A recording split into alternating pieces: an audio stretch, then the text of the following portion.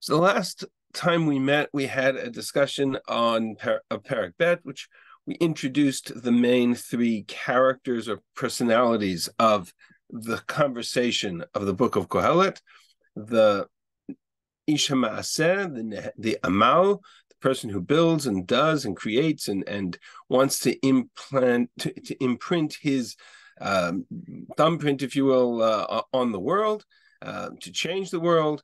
And he's constantly doing and building. Then there is the Chacham, the philosopher, whose role it is to kind of contemplate the world, try to understand it. And then there is the Neheneh, or the Nehenatan, or the person who enjoys the world, who benefits from the world. In later literature, he would be called the hedonist. And so for our purposes, we'll use that term, even though I don't think Shlomo had that particular reference in mind. And we looked at the challenge that he faces, and in kind of Shlomo HaMelech himself, represented by kind of his life's work in each of these three arenas. He certainly built and created more than anybody else. His wealth is described in extraordinary terms. We'll see part of that again this week. His wisdom, of course, is well known. And his Ahav Nashim Nechuyot is the best way to describe it. His sense of enjoyment was certainly also part of the framework of a man who was wealthier than any other king in the history of Tanakh.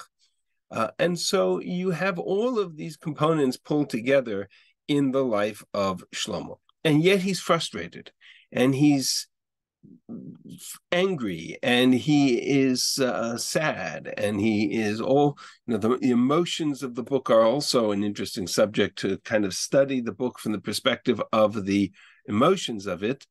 But he talks about all the different frustrations that he has in each of these domains. So in the domain of the Amal, Gadalti, Vyosafti, I increased and I amassed and I built and I did and I,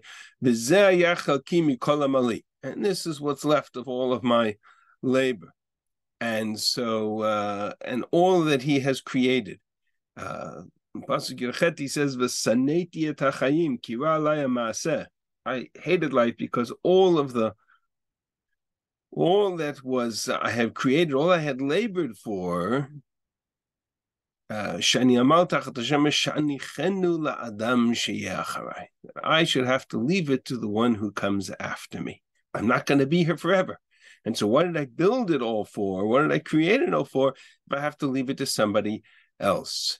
And similarly with regards to wisdom, Chacham, he was wiser than all men, wiser than any other person on earth.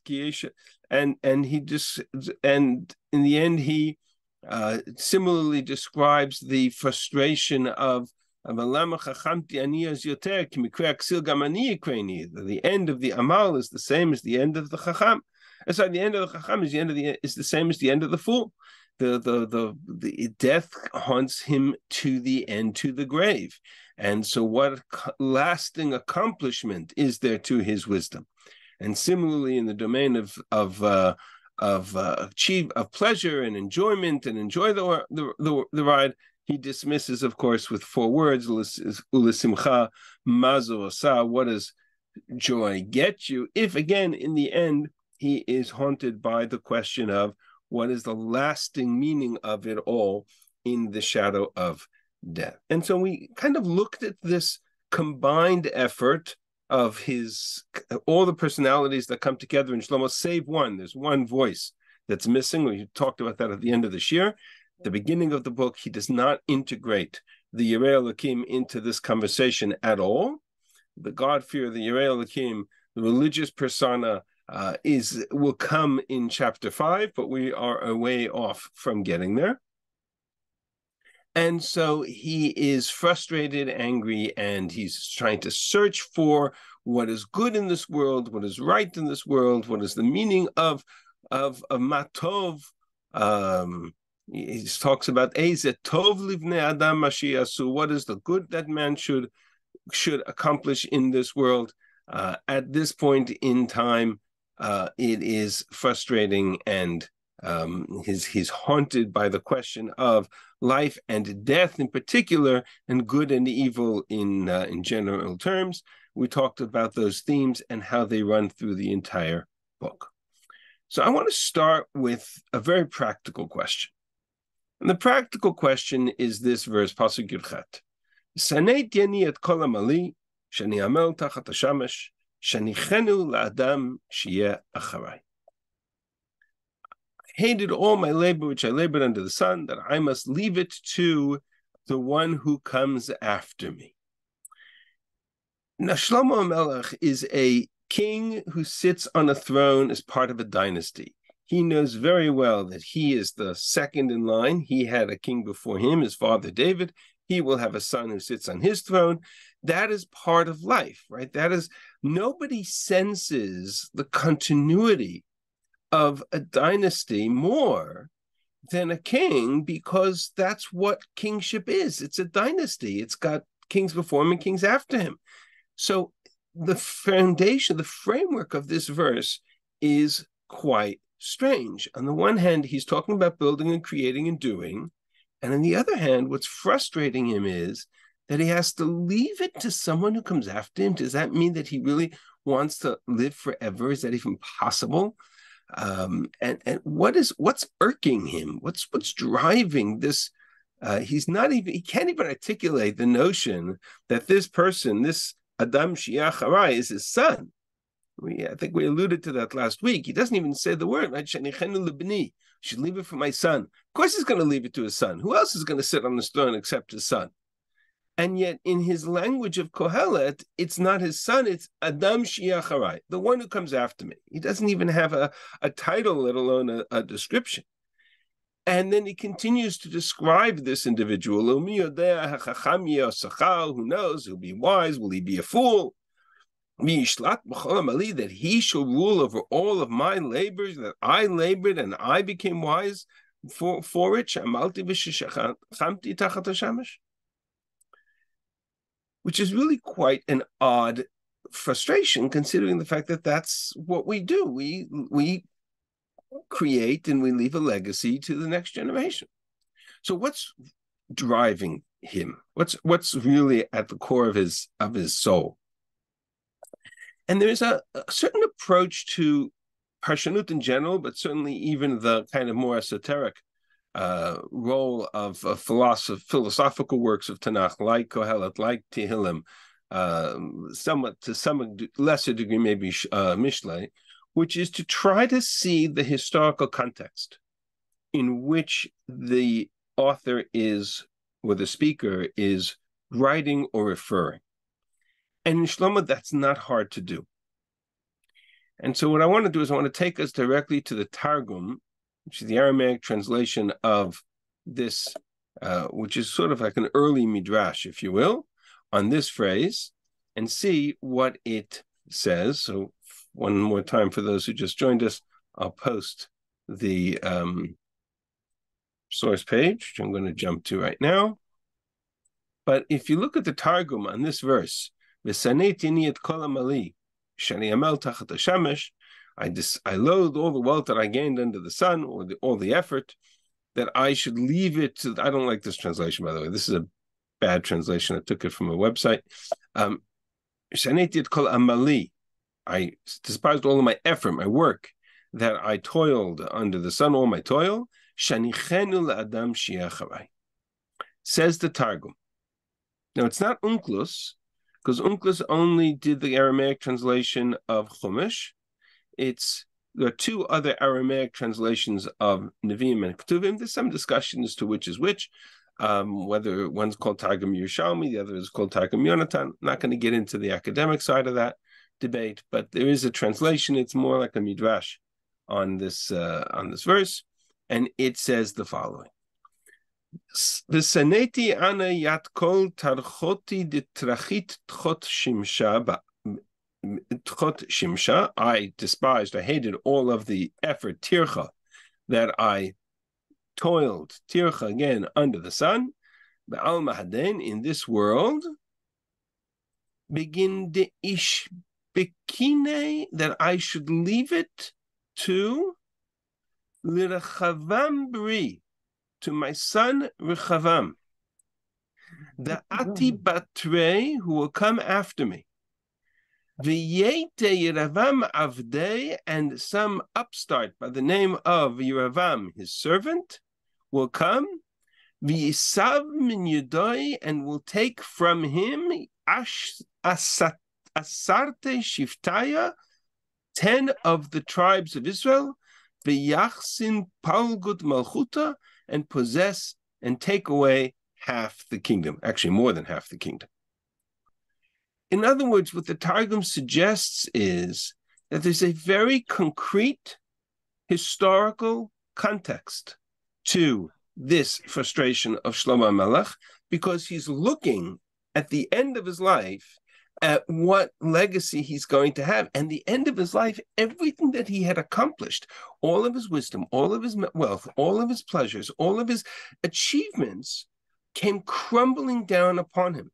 And his heir to the throne, Rechavam, who was an arrogant upstart, was a young king, and the Eved, the servant, Yeravam, who rebelled against him, will eventually steal away, with God's approval because of his own mistakes, 10 of the tribes in 3/4 of the kingdom of Israel.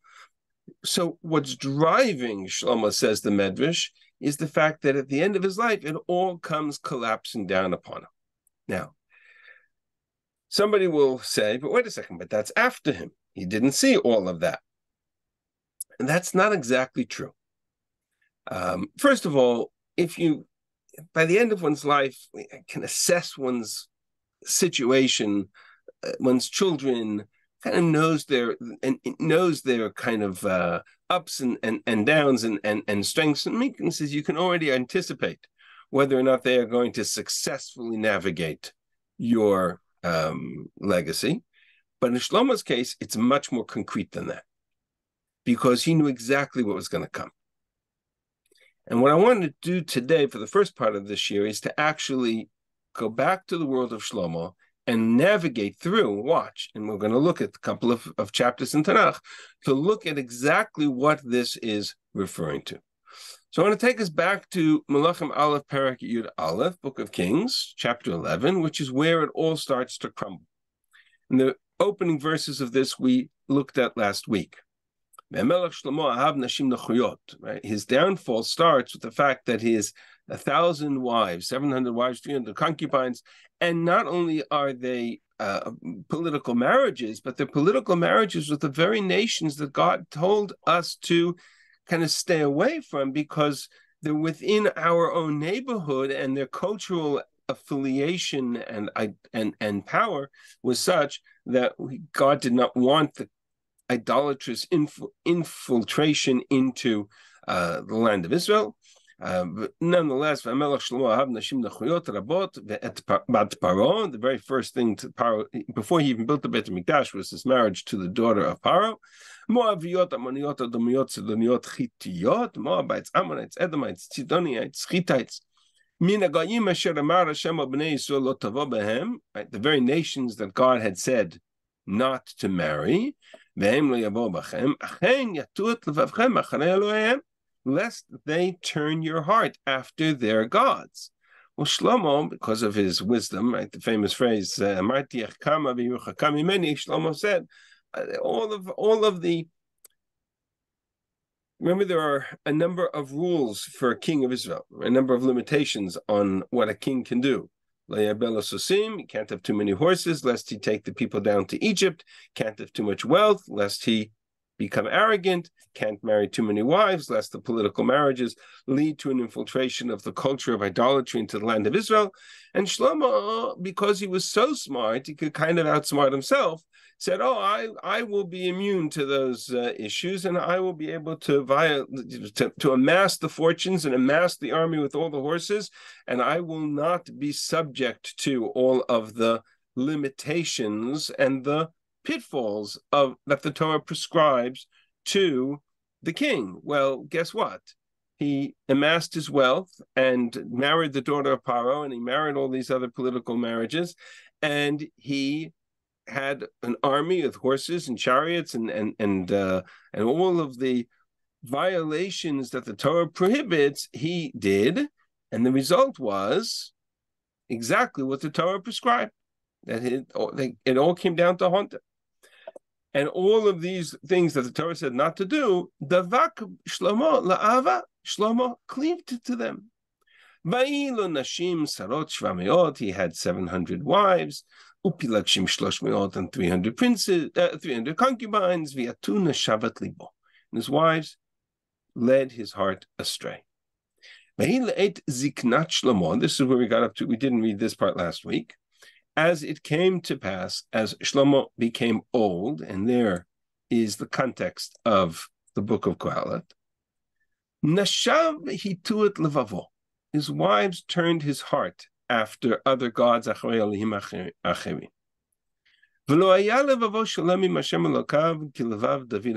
his heart was not whole with God as was the heart of his father David.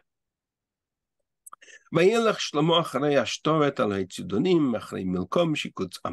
Solomon went after the gods of Ashtoret, the goddess of Tzidon, and Milkom, the god of Ammon. Milkom is Molech, for those who recognize the identification. And he did evil in the eyes of God and did not go after his father's ways. As he built a high place for Kmosh, the god of Moab, and to Molech, the god of Ammon. And so he did for all his foreign wives, offering and sacrificing to their gods. So before I move further, I'm going to open a parenthesis. I did this last week also. I want to open up a parenthesis. I find it difficult to process that the great Shlomo HaMelech, of whom our sages debate, did he have a share in the world to come? Did he not have a share in the world to come? Was he a good king? Was he a bad king? I have a hard time processing that Shlomo himself was guilty of the kind of idolatry described here. Molech is child sacrifice. Kmosh and Ashbal and Ashtoret, these are the most base, immoral, idolatrous cultures, pagan cultures of the world. I find it very difficult to imagine that Shlomo was actually involved in building high places and building altars and temples and participating in all of these rituals. What's more likely, and I think that this is what an important distinction to make, is that this is attributed to all of these wives. In other words, and it's a difference between Shlomo in his youth and Shlomo in his old age.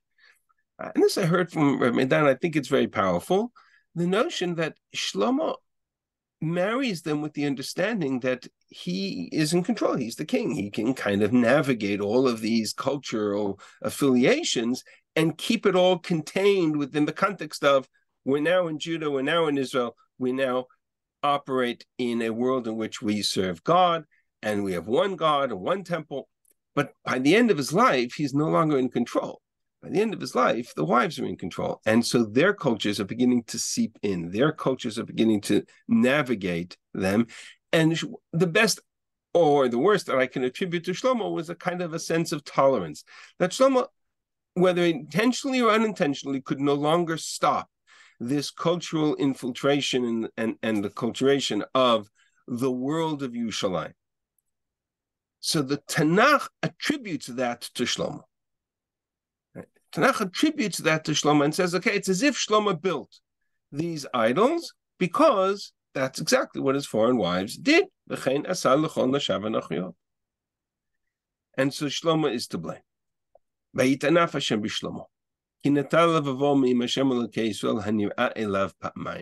God was angry with Shlomo, who turned his heart away from God. God who appeared to Shlomo twice. And we're going to look at that moment of God's appearance to Shlomo in a moment. God had commanded him concerning this very thing, not to worship other gods. And he didn't listen. Now, follow carefully what happens here, because this is really the key to coming back to our story in Kohelet, did Shlomo know, did he understand what was going to happen after his life? V'yomer Hashem li Shlomo. God said to Shlomo, Yan asher hayta zot imach, v'lo shamarta briti b'chukatai, because you did this and because you didn't follow my covenant and my statutes, asher tziviti alecha. Kara ekra et hamamlacha me'alecha u'netaticha le'avdecha. I will tear the kingdom from you and I will give it to your servant. I'm not going to do this in your lifetime. For the sake of Laman David Avicha, I promised David you would have a complete reign. You will have your complete reign. However, miyad bincha ekraena, I will take it away from your son. Raket kol mamlacha lo ekra. I'm not going to tear away the entire kingdom. I will leave him or you or your son. Shevet echad eten livnecha, one tribe I will give to your son. Leman David Avdi, Leman Yerushalayim, Asher Bacharti, for the sake of David and for the sake of Yerushalayim.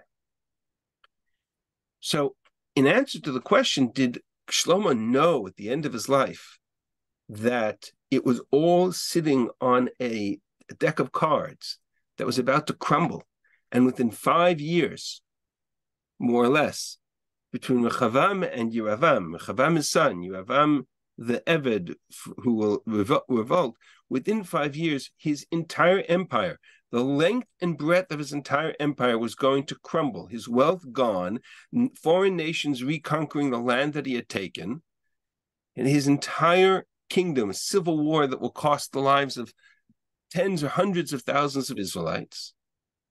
Everything he had built is going to come crumbling to pieces in the span of 5 years after his death. Did he know this? I think yes, because I think that's exactly what he's told here. Now, is he told the specifics? Probably not, but that doesn't matter. But he understood that everything he built was about to crumble away.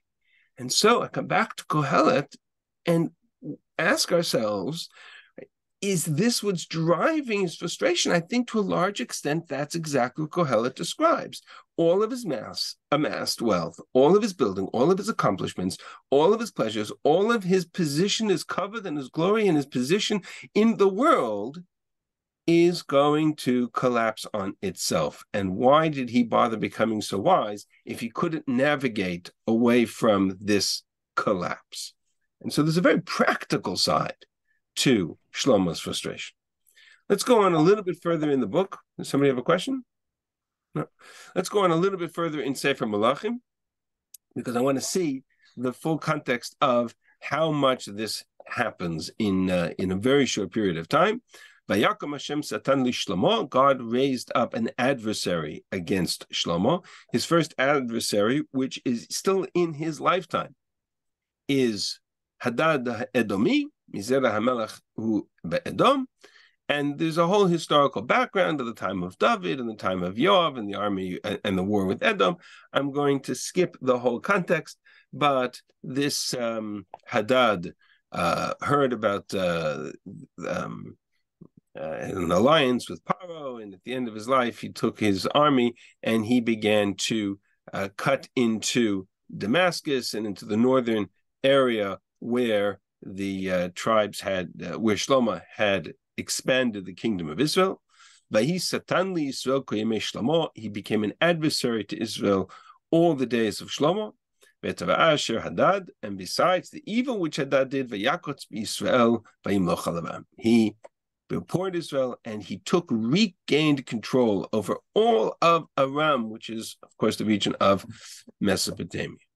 Yeravam ben Nevat Efratim minat Tzveda v'shemimot Tzruah Yishal Mana Eved l'Shlomo. Yeravam ben Nevat from Ephrat, an Ephraimite, or from Shevet Ephraim, from Tzveda. His mother was Tzruah. Eved Shlomo was a servant of Shlomo. Vayarem yad b'melech, and he lifted his hand up against the king, or rebelled against the king. So which king did Yeravam begin his rebellion against? His rebellion started against Shlomo. So Shlomo himself saw, not only did he have a nevuah that his kingdom was going to come apart, he already has seen Hadad's efforts in the north to pull away regions of the expanded kingdom of Israel that he had created. He's already seen the beginning of Yeravam's rebellion, and this was the reason of his rebellion against the king. Shlomo banata milo sagarat peretz ir David aviv. Shlomo built the Milo, repaired the breach of the city of David, part of Shlomo's building efforts. V'ya'ish Yeravam gibor chayil. Yeravam was a mighty man, very strong warrior. V'yar Shlomo et ha'na'ar ki yosem l'chau v'yafked oto l'chol sever bet Yosef. When Shlomo saw that he was industrious, that he was strong, that he was capable, he put him in charge of all of the, this is also one of those bad translations, labor of the house of Joseph, Sever Beit Yosef, the suffering of the house of Joseph. Why is this suffering in the house of Joseph? Because Shlomo had continued the building efforts after he completed the Beit HaMikdash. He continued the building efforts and basically enslaved the people into a kind of rotation to build his warehouses and his chariot houses and his cities for his wealth and for his gold and his silver, etc. And so each tribe was in charge of a certain amount of that work, and that was called Sever Beit Yosef. And in charge of, like a taskmaster, in charge of all of that was Yeravam ben Nevat. And then at that time, we have the story of Yeravam's encounter with the Navi Achiyah Shulani, who gives him the word that now God has decided to take the kingdom, 10 pieces of the kingdom away from away from Shlomo, and give them to him, kind of gives him the divine sanction to begin his rebellion. This is still during Shlomo's time. Yeravam, the Navi says to Yeravam, take 10 pieces of this garment that he tore into 12 pieces, and God had said, I will tear this kingdom away from Shlomo, and I will give you 10 of the tribes. With an explanation of why.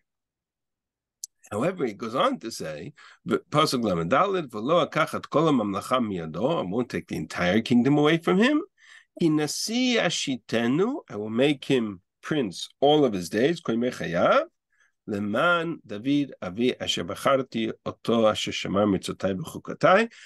do it in his lifetime. This rebellion, this split of the kingdom will happen in his son's lifetime. I will take it from his son and I will give it to you. So Yeravam certainly knew that this rebellion had divine sanction, and we're only have to wait a little bit of time. Shlomo is not young. Right? This is towards the end of his life, and this is going to happen in his son's lifetime.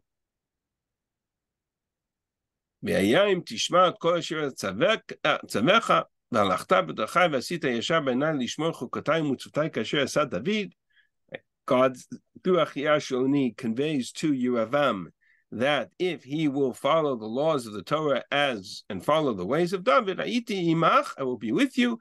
I will build for you a secure house or dynasty as I built for David. And I will give you the tribes of Israel. Pasuk Mem, what was Shlomo's reaction? Again, we're working off the question, did Shlomo know what was going to happen after his death? So Shlomo's still around. He knows about the nevuah to him. He knows about the rebellion of Yeravam ben Nevat. He clearly now knows about the nevuah of Achiyah Shulani because Vayivakesh Shlomo lahamit et Yeravam. Shlomo's reaction was to try to kill Yeravam. So Vayakam Yeravam vayivrach Mitzrayim. El Shishak melech Mitzrayim. So Yeravam got up and he ran. He ran to Egypt. And until the death of Shlomo, he waited his time out in Egypt.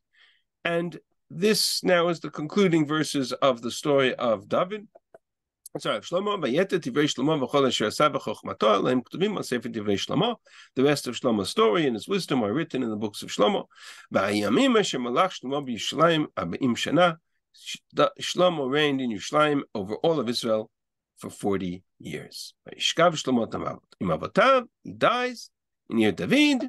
Vayimloch Rechavam beno tachtav, and his son Rechavam reigns in his stead. Okay. So now the story begins. So now all that was predicted is exactly what comes true. In Perek Yud Bet, Rechavam Shechem ki Shechem ba kol Yisrael amlichoto. Rechavam goes to the city of Shechem to begin his reign, which in itself is an enormously big question mark. Why does he start his reign in Shechem if he's the king in Yerushalayim?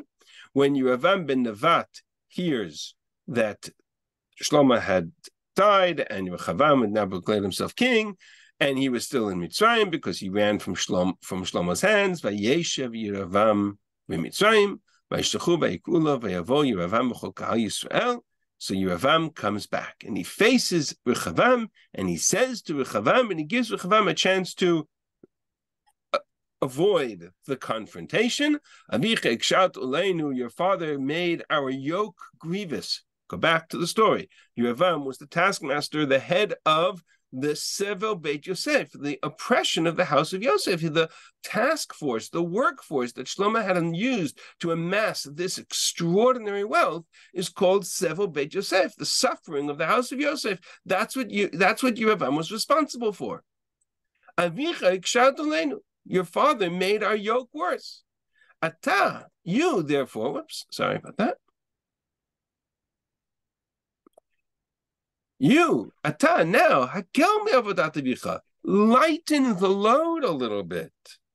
Ume'ulo kaved, and from your father's heavy yoke, which he placed upon us. And then we will be loyal to you, v'navdeka.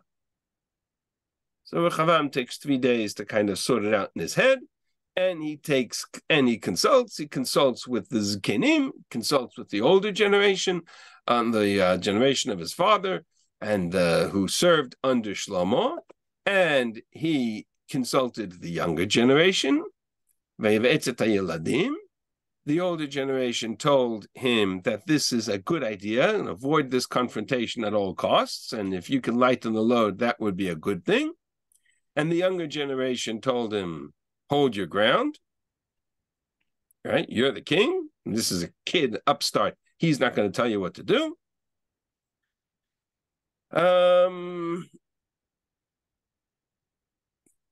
He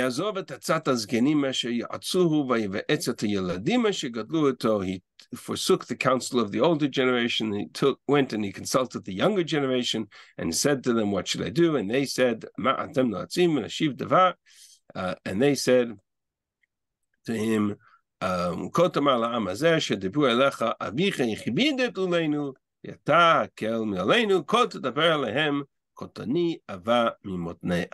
my finger is thicker than my father's loins. You think you had it hard under my father's reign. I'm going to make it even worse, says Rechavam.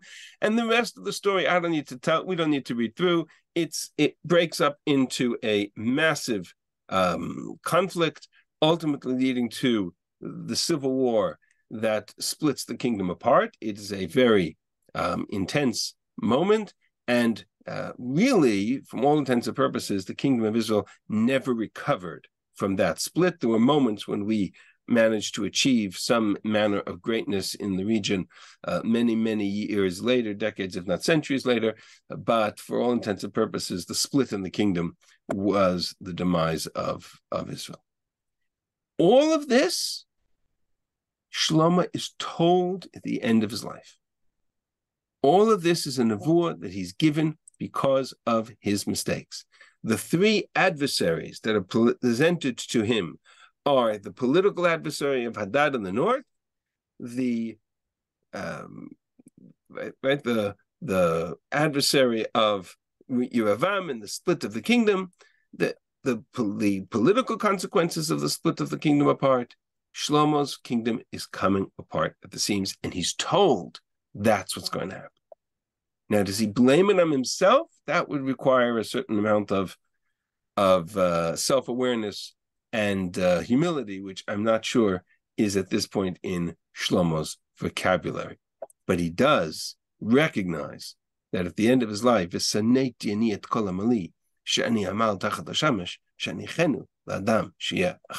I have to leave this all to the one who comes after. And so more or less, that's where kind of the piece of the puzzle that I wanted to fill in from last week, we get a very powerful sense of the historical context of Kohelet from his frustration with his own end of his own kingdoms, the end of his own reign, and all that he had accomplished in all three of these domains essentially comes to an end. The mortality of it, the finality of it, haunts Shlomo for the remainder of the book. Which leads us really to the question of a better understanding or a deeper understanding of Shlomo himself. And I come back to this issue. You can study Kohelet as an independent text, separate from the world of Shlomo, and kind of try to understand it in language, philosophical language of various terms. But my intuition is that there's so much of Shlomo's own personal experience here that historical context, that the context of the book of Kohelet requires us to understand a deeper perspective on Shlomo himself. Especially because I told you at the very beginning of the book, as we started this journey, that the two things that are haunting Shlomo more than anything else are the questions of Ra and Tov, good and evil, and the questions of life and death, Chayim and Mavet. And those really are the two anchor points of Gan Eden, of the Eitz Hadat and the Eitz Chaim. And so we have yet to figure out how Kohelet brings us back to the world of Gan Eden. That's kind of long-term picture where this has to go. So in order to kind of process all of this, I want to take us back to the beginning of Shlomo. I want to go back to the very beginning of Shlomo's reign. If this is the end of his reign, let's go back to where it all starts and try to understand what happened there. So I'm going to jump to Perek Gimel. The end of Perek Bet is, for all intents and purposes, the first two chapters of the Book of Kings. Melachim Aleph, Book of Kings. For all intents and purposes, the first two chapters of the Book of Kings are really part of the Book of Shmuel. Of Shmuel. The end of David is the transition to Shlomo and his, if you will, his will, his ethical will, in quotation marks, which is all kinds of loose ends that needed to get addressed, and that Shlomo was charged with addressing, which were all related to David. And Vayishkav David Mavatav, David dies in chapter 2, and you have a summary of his reign, and then you have kind of the aftermath of that conflict over who would reign over his kingdom, whether it be Shlomo from Bathsheba or whether it be Adoniyahu. And so that kind of also plays a role at the end of chapter 2. You're still dealing with the aftermath of the conflict over the reign itself. And so more or less, until you get to Pasuk Mem-Hey, at the end of chapter 2, V'Melech Shlomo Baruch V'Chisei David Yeh Nachon Lifnei Hashem Od Olam, the notion that King Shlomo HaMelech's reign is solidified, and all of his enemies are removed. And so chapter 3, for all intents and purposes, is the beginning of Shlomo's reign. V'Yitchaten Shlomo et Bat Paro Melech Mitzrayim.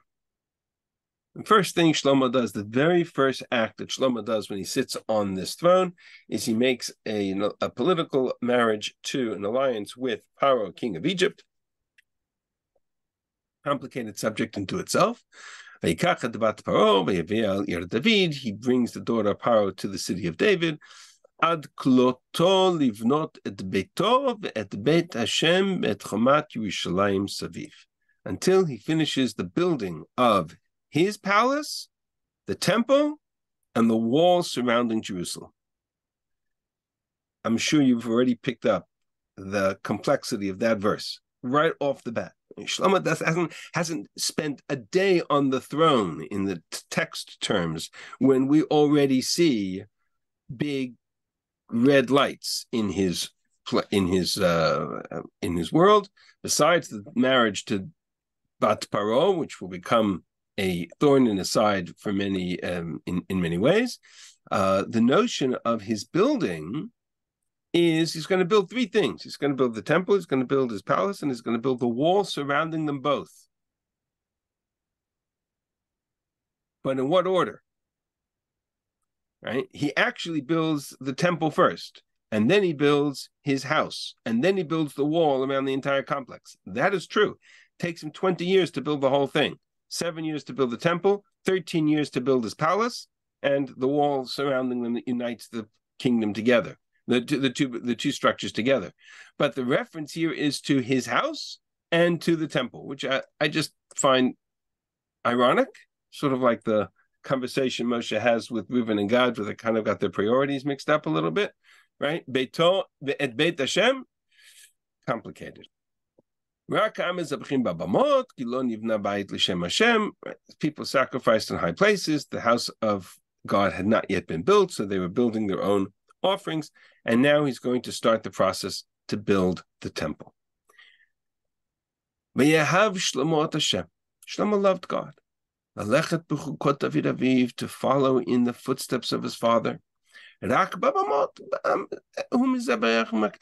he had no temple, so he sacrificed on altars. And so he decides to build the temple. But the first thing he does is he goes down to Giv'on. Vayelech hamelech Giv'ona, lizboach sham. And there in Giv'on is going to make an offering. That was where the Mishkan was in Giv'on. That's where the altar was.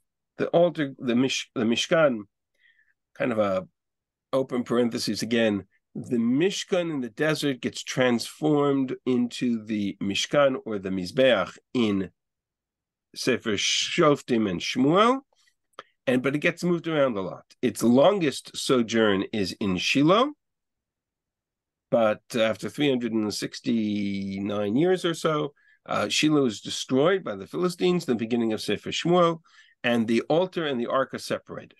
And for all of Sefer Shmuel, the altar and the ark are separated. The altar essentially is where the Mizbeach is. The ark gets moved around, and the Mizbeach gets moved to the city of Nov. That gets destroyed by none other than Shaul when he's chasing after David. And so from there, it goes to Giv'on. B'Giv'on nira Hashem el Shlomo b'chalom halayla. In Giv'on, Shlomo has a dream. And in that dream, God comes to him. This is one of those two moments when God comes to him in that dream. Vayomer Elokim, and he says to him, Sha'al ma etenach, my dear Shlomo, ask, and I will give you whatever you seek. Ask, and I will give it to you. It's like, the genie and the three wishes. Greatest gift anybody could ever ask for. God comes to him in the middle of the night and says, ask of me anything you want, and I'll grant it. Of course, things like that don't happen in real life, and the question of what did Shlomo do to deserve this kind of gift from God is really quite astounding. Ask of me anything, and I will grant it to you. Okay, I could stop and we could spend a few minutes brainstorming if you were asked that question by God. If I was doing this with students in high school, I probably would. If you were asked that question, what would you respond? Shlomo's response, we're going to listen, read through and watch the nuances and listen carefully to the nuances of this response. Vayomer Shlomo,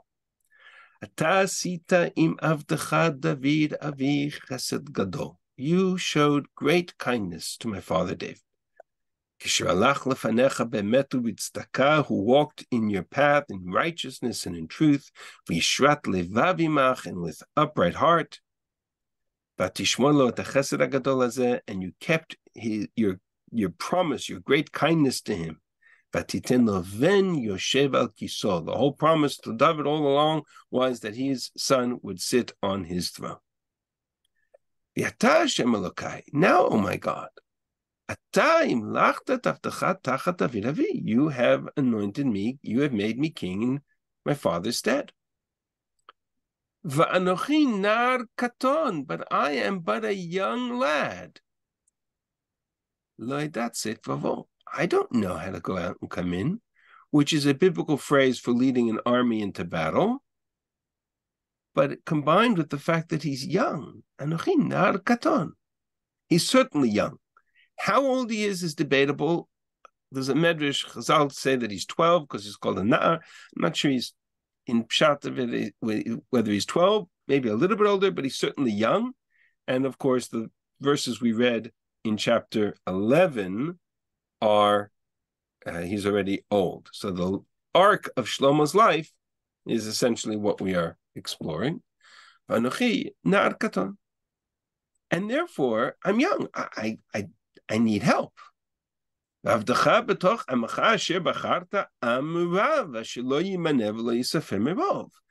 your servant, meaning myself, is the king of a people that you have chosen that is a great people and a multitude of people and a large people and people that can't be counted.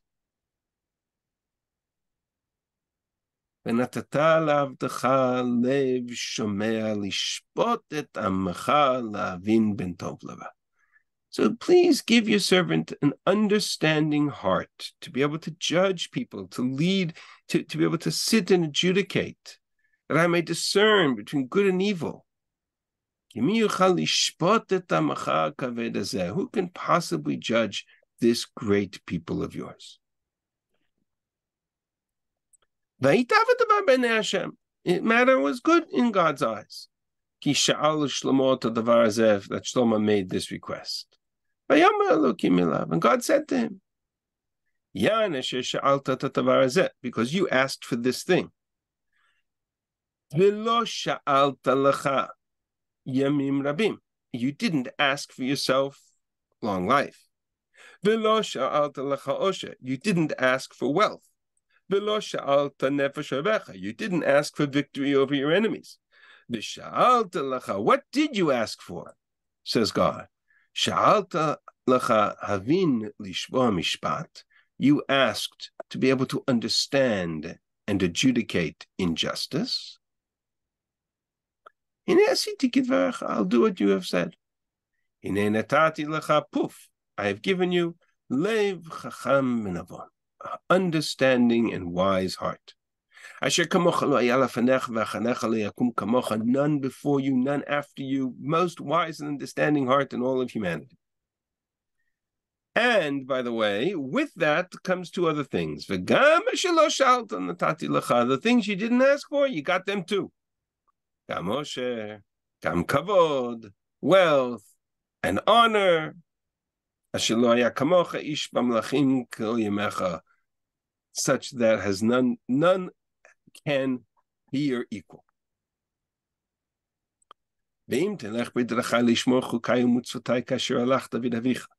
If you will walk in my ways, keep my statutes and my commandments, as your father did,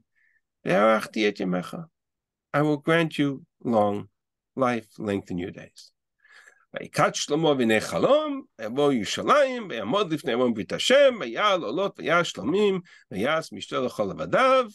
Then he begins to reign. He comes to Yerushalayim and he brings the ark.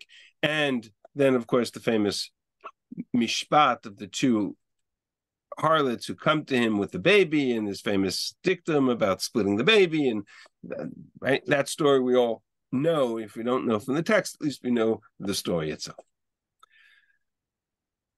So I want to come back to the question here. What did he ask for? What was he granted? So he asks for Lev Shomer Lishpotet Amcha Lavin Ben Tov Leva, an understanding heart to judge your people, to discern between good and evil, because I have to be able to adjudicate. And that's important. I have to be, one of the roles of a king is to be the shofet. One of the roles of the king is to be the judge. Right? That was part of a king essentially has two primary roles. One is to be the leader of the army, and the other is to be the leader of the judiciary, or in some context, to judge the people. That role we see from the very beginning of Malchut Yisrael. That's part of the role of a judge of Israel. When the people asked of a king of Israel, when the people asked for a king back in Sefer Shmuel, we're not going to analyze the whole question of whether they were right to ask for a king or not right to ask for a king. That's a different subject for a different time. But in the language that they articulated the desire for a king, they articulated as Ushvatanu Malkeinu v'yatzal lefanenu v'nilchamet milchamatenu. We want a king who will adjudicate, judge us as a king, Ushvatanu Malkeinu, and lead us in battle. Yatzal lefanenu. That's the role of a king. And that's exactly what Shlomo understood. I need an understanding heart. I'm a young man, and I'm coming to be the king and judge over a very large nation. I'll tell you a story. I can't resist because there's such an analogous analogy. But I always relate to this verse on a personal level, because at one point or another, I was when I was a Rav in actually it happened twice. When I came to Shar Shemayim, this is a very long time ago. I came to Shar Shemayim, it was 26 years ago, and I was a little younger then. My beard had a little bit less gray hair, and I was asked by the interview committee. I was asked, you're very young, and which is true. I was. I was very young, and the shul was a very large shul with a lot of people of various ages, and so they asked me, "How are you going to manage your youth with the people of this congregation?" So my response was the following: my response was, as far as my age is concerned, not to worry. It's a passing problem. Give it time; it'll solve itself.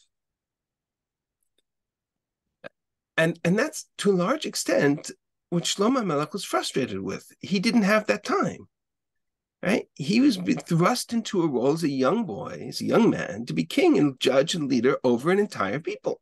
And so I understand the phrase, Lev Shomel, Ishpotet Amcha, Lavin Ben Tov Lava. I need to be able to understand this people and to be your shofet. And that's exactly what God responds to him and says, this was a great request. You asked to understand and discern justice. That's correct. Now, with that chachma, you could have asked for other things too. You could have asked for the big three: chachma, osher, and kavod. They all go together, right? That's kohelet. That's amal, simcha, and chacham. You could have asked for wisdom and wealth and power and achievements and accomplishments, etc. So God says to him, "That's very nice. You didn't ask for those things. I'm going to grant you them anyway. I'm going to give you osher and I'm going to give you kavod." And if you think about the three things that God gives him, I'll give you a wise and understanding heart. And the other things you didn't ask for, I'll also give you: osher and kavod, wealth and honor. When you put those three together, what you have is exactly the same three themes of Kohelet: chokhmah, wisdom; osher, wealth, accomplishments, benefits, to enjoy the world and certainly Shlomo was wealthier than all that came before him. That is unquestioned. And kavod is essentially the ability to impact the world, the ability to spread your wealth and spread your wisdom and to be able to build and create and to do. Right? When Nebuchadnezzar looks out at his kingdom and he says, "This is the kingdom that I built with my hands and I created, Bilikar Hadri, with the glory of my to my glory." And that's what kavod is in this context. Osher, kavod, and chachma is exactly the same three themes of Kohelet. So I'm left with a little bit of a mystery here. On the one hand, his request seems reasonable, and on the other hand, God kind of throws at him chach, osher, and kavod for reasons that are unclear.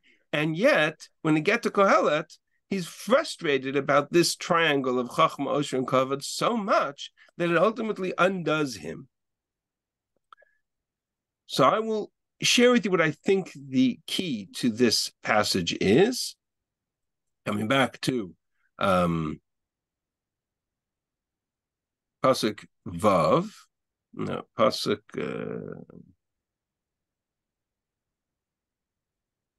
Tet. But before I do, I want to show you a comment of the Abarbanel. So now this is not on the source page. I apologize for this. This I missed on the source page, but I will show it to you here in the website, and I'm going to have to translate it because there is no translation. But the Abarbanel picks up on the fact that there's two phrases here. Lev shomer lishpot et amcha, a discerning heart to judge your people, and lahavin ben tov lera, to discern between good and evil. Says the Abarbanel,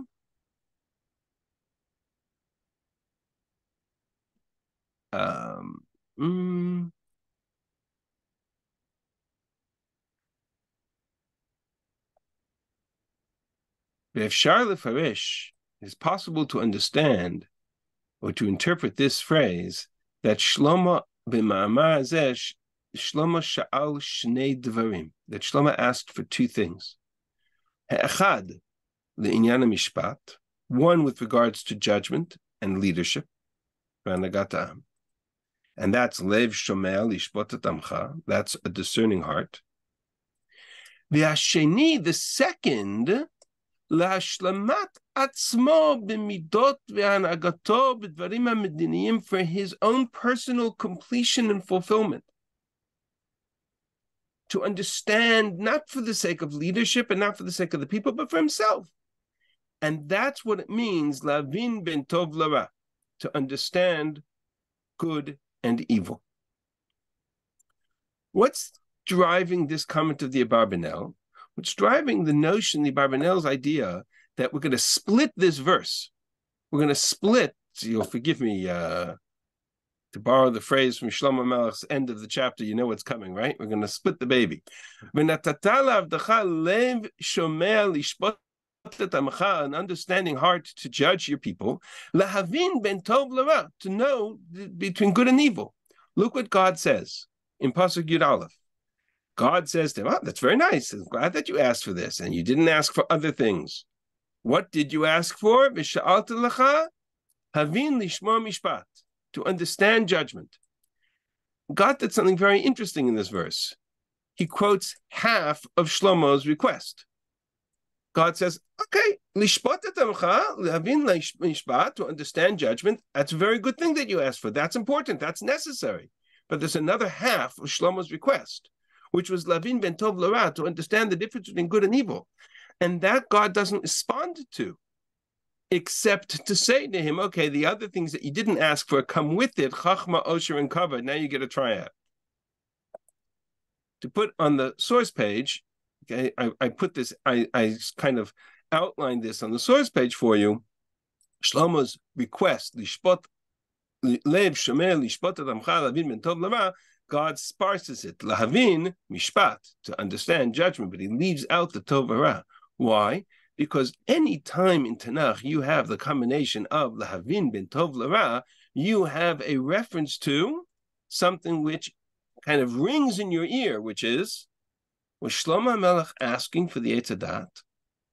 Was Shlomo HaMelech asking to understand the world in all of its complexity and all of its uniqueness and all of it, to understand good and evil in the world, to understand the Eitz Hadat, tov v'ra, lahavin ben tov lara? It's the same phrase. Shlomo HaMelech walks into Givon. He's about to build the Beit HaMikdash. I'm going to actually stop sharing because we reached the end of the shir. Shlomo HaMelech walks into Givon. He was about to build the Beit HaMikdash. God comes to him and he says, okay, you're about to build the Beit HaMikdash, my dear Shlomo HaMelech. You have one chance, one question. What is it you'd like? Ask of me one thing, and I'll grant it. And he asks for the Eitz Hadat, the tree of knowledge. And God says to him, okay. Tree of knowledge comes with Chachma, Osher, Kavod. You get all of Olam Hazeh. You get all of this world in one shot. Let's see how long it lasts you. Because, Shlomo HaMelech, you're about to build the Beit HaMikdash, you made a critical mistake. What should he have asked for? What should he have asked for is also in the text. You didn't ask for long life. And so he gives him Chachma, Osher, and Kavod, and then says to him, I'll give you all of it. Chachma, Eitz Hadat, Tov Ra, Osher, Kavod, it all comes together. However, Im telech b'dvachai, there's one thing that doesn't come with that. There's one thing that's not a given. If you will walk in my ways, and if you will observe my laws, and if you will remain loyal to me as your father did, I will grant you long life. And long life here refers to his dynasty. Meaning, I'll give you the Eitz Hadat, but like Adam HaRishon and Gan Eden, you get the Eitz Hadat, what gets taken away from you? The Eitz HaChaim, the tree of life. You can't have them both. And it takes Shlomo HaMelech's entire life to realize that you cannot have them both. Gan Eden was a test, and Shlomo HaMelech's building of the Beit HaMikdash was a test. And that test was the two foundational moments of Gan Eden are Adam HaRishon and Shlomo HaMelech. The test is identical. Do you want the Eitz Hadat? Do you want to master this world and take it at your level of understanding, Chachma, Osher, Kavod, whatever you feel is right?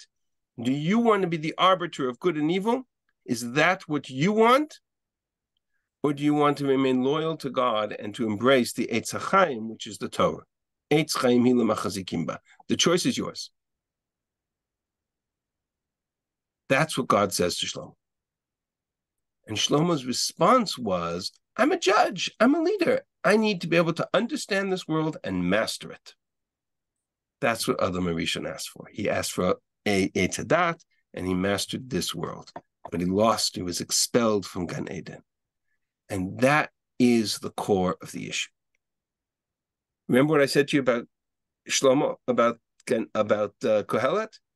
The two anchor points of Kohelet's quest is the two themes are Tov and Ra on the one hand, and Chaim and Mavet on the other, life and death and good and evil. It's exactly the two trees of Gan Eden, Eitz Hadat and Eitz Chaim. They haunt Shlomo his whole life.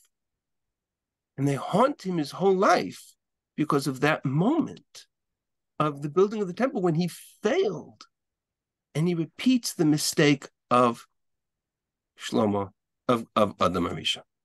We're going to stop here because I'm 5 minutes over. What I will tell you is next week, where we go from here is I've drawn 2 points on my triangle. Shlomo and the Eitz Hadat, Shlomo and the building of the Beit HaMikdash.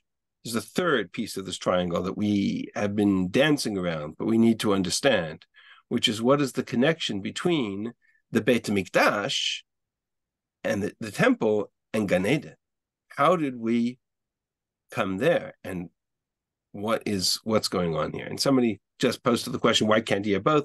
That answer will answer that question in the same context. So our next piece of the story is the story of Gan Eden and how it fits into the puzzle. So that, B'ezrat Hashem, will be next week.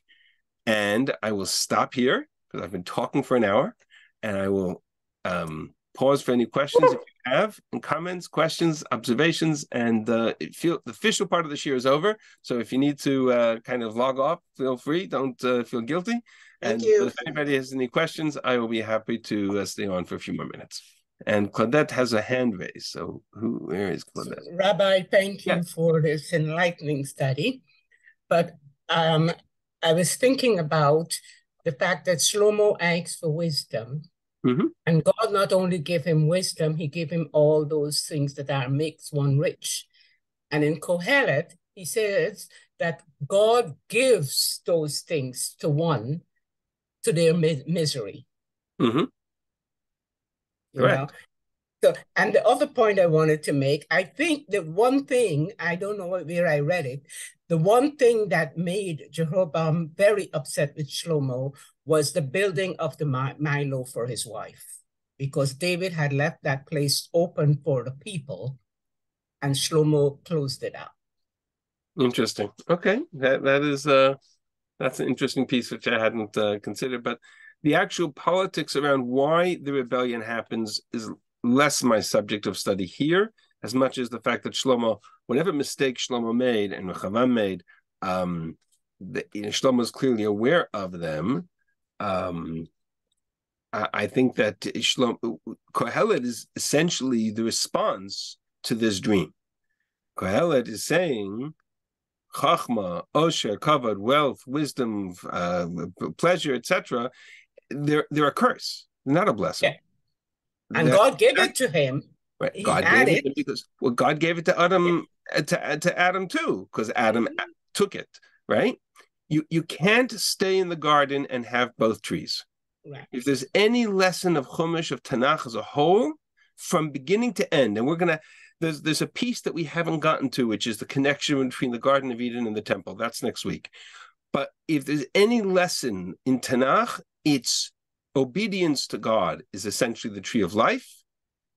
Disobedience and control of the world in your own power and not under the loyalty to God is the tree of knowledge. You can't have them both. And Deuteronomy said that about the king. Yeah. It said that you shouldn't have control. Right. Yeah. So Thank you, Rabbi. Back there, and we'll get there. Thank you, Rabbi. My pleasure. Thank you, My Rabbi. pleasure. Great class. Great class. Thank you. My pleasure. Fabulous. Brilliant. He really didn't have the right son, or he didn't pay attention to his son.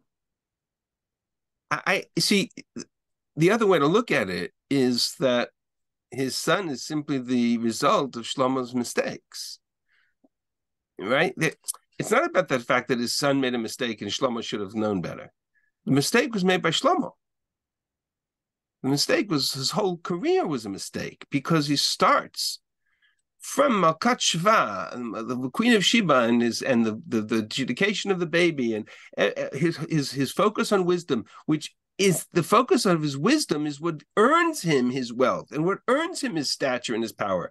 And so think about it in terms of, this I'll talk about next week and much more in at the end of this year as well. But think about it like this. If anything defines Shlomo's kind of worldview, it's the very end of the book. He throws in the Yirei Elokim and he says, okay, at the end of the day, after everything is said and done, follow God, observe his commandments, because that's the totality of the human experience, right? Because that kol adam. His father, David HaMelech, also had one request of God, but his one request of God was not to master the world with chachma and with wealth and with power and with dignity, right? His one request of the world was not the Eitzadat. What was his one request of the world? His one request of God is one request of God. We say it in the chapter of Tehillim that we're reading all of these weeks. One thing I ask for, one thing I desire, shifti bevet Hashem. He wanted to come back to the temple. He wanted to go back to Gan Eden. He wanted to sit in God's presence. David HaMelech yearned for a moment when he could feel God's presence. Shlomo HaMelech yearned for the moment when the whole world would come to grovel at his feet. Different world. No. Right? I mean, that's a bit harsh, but Shlomo HaMelech, but that's what he asks for. He asks for the Eitz HaDat, where David asked for the Eitz HaChaim. That's the distinction between them. And I think that's really, Shlomo is complex. I don't think that Rechavam is the source of the problem. I think Shlomo begins in a complex way, and his entire career is complex. He has a side to him that's very positive, and certainly starts with a loyalty to God, but the arrogance that he demonstrates at this moment will be his undoing. And that's ultimately what leads him to Kohelet. That's my theory. Looking forward to next week. Okay. Have a wonderful week. Have a wonderful lot of stuff that needs resolution, Rabbi. Oh, thank you. Not Tova, brilliant as always. Everybody. Enjoy. Have a wonderful, wonderful week and a meaningful Yom Kippur. Easy over the fast, as they say in Australia. And Just have a wonderful over well over the fast. Thank you. Thank you very much. Be well. You too. Take care. Wow.